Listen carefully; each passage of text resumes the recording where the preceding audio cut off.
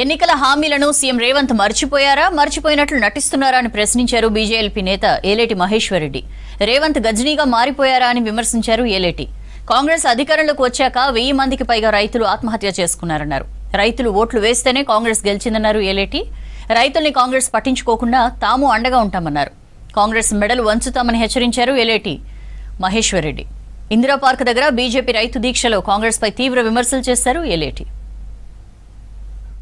మీరు ఇస్తామన్నటువంటి 500 రూపాయల బోనస్ కూడా సన్న వడ్లకు మాత్రమే ఇస్తామని చెప్పి ప్రకటించారు. ఈరోజు మీరు సన్నాయి నొక్కుతూ రైతులను మోసం చేస్తూ ఉంటే ఆవేదన తట్టుకోలేక ఇప్పటి వరకు దాదాపు ఈ రాష్ట్రంలో 1000 మంది రైతన్నలు ఆత్మహత్య చేసుకున్నారంటే ఎంత దౌర్భాగ్యమైనటువంటి స్థితిలో ఈ రాష్ట్ర ప్రభుత్వం నడుస్తుందో అర్థమవుతున్నది. ఈ రాష్ట్ర ప్రభుత్వంలో రైతుకు స్వేచ్ఛ లేదు, రైతుకు ఆదరణ లేదు, రైతుకు ఏ రకమైనటువంటి ప్రొటెక్షన్ లేదు.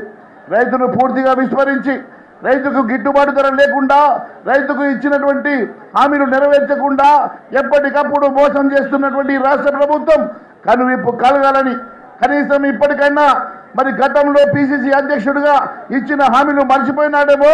గజనీగా మారినటువంటి రేవంత్ రెడ్డి నీకు పాత నువ్వు ఇచ్చిన హామీలను గుర్తు చేయడానికి మాత్రమే మేము ఈరోజు ఈ సభ పెట్టాం. 2000 ఉన్న పెన్షన్ని 4000 రూపాయలు ఇస్తామని చెప్పిన మాట వాస్తవం కాదని అడుగుతా ఉన్నా. అంతేకాదు మీరు విద్యార్థులకి స్కాలర్షిప్ల విషయంలో కానీ ఫీ రియంబర్స్మెంట్ విషయంలో కానీ, అంతేకాదు 18 సంవత్సరాలు నిండినటువంటి ప్రతి అమ్మాయికి ఎలక్ట్రికల్ బైక్ ఇస్తామని చెప్పి మోసం చేసిన మాట వాస్తవం కాదని అడుగుతున్నా. ఈరోజు ట్రిపుల్ ఆర్ అలైన్మెంట్ విషయంలో కూడా మీ మీద ఎన్నో ఆరోపణలు వస్తూ ఉన్నాయి.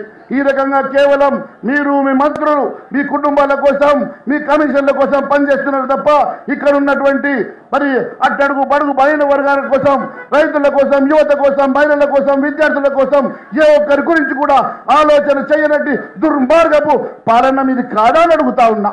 ఈ రైతు సమస్యలే కాదు, ఈ రాష్ట్రంలో ఏ సమస్య ఉన్నా భారతీయ జనతా పార్టీ ప్రజల పక్షాన పోరాటం చేస్తారని తెలియజేస్తా ఉన్నా. ఇదొక్కటే కాదు, ఖచ్చితంగా భారతీయ జనతా పార్టీలో చర్చిస్తాం.